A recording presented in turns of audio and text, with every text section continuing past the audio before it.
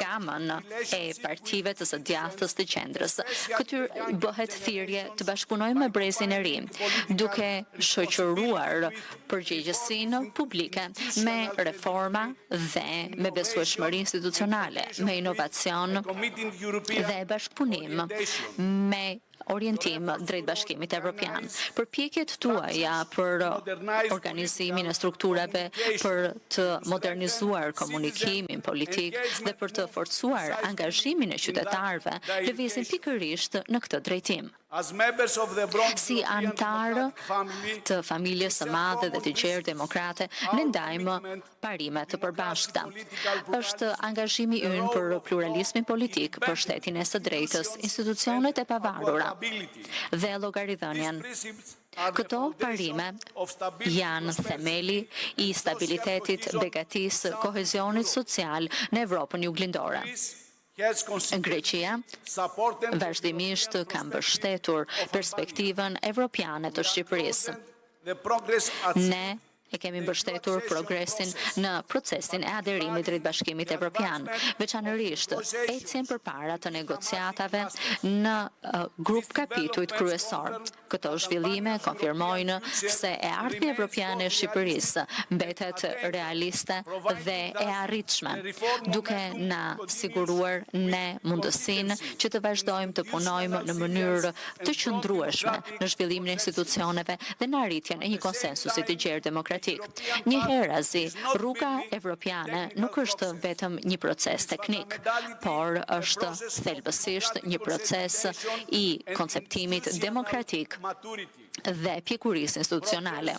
Në fushat të caktuara, sikurse është pavarësia e gjyqësorit, transparenca, lufta kundër korrupsionit dhe themelimi i institucioneve në një sistem të kontrollit, çka janë shtylla thelbësore për çdo vend kandidat i cili aspiron të bëhet antar i familjes europiane.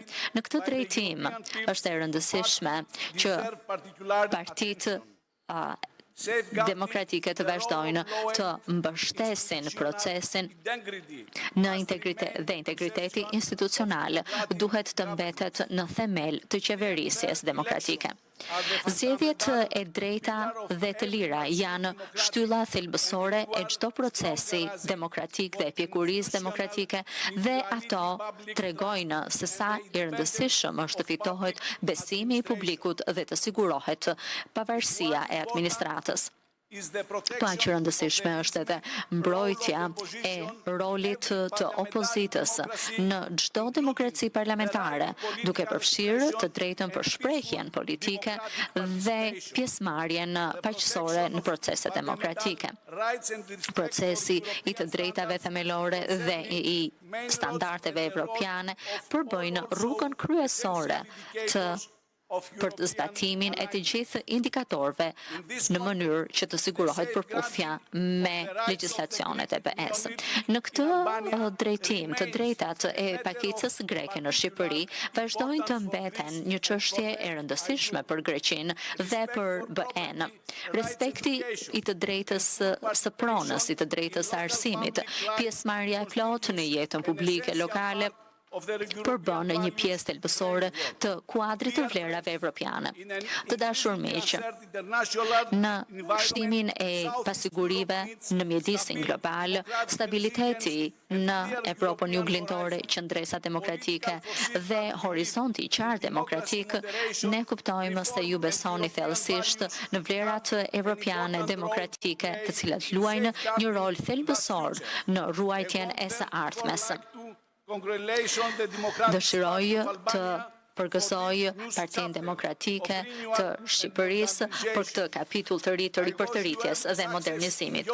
Ju uroj shumë suksese në përpjekjet tuaja për këtë vizion që keni largpamës për të ardhmen e Shqipërisë, një e ardhme e mbështetur në reforma demokratike, në besueshmëri institucionale dhe në të ardhmen evropiane.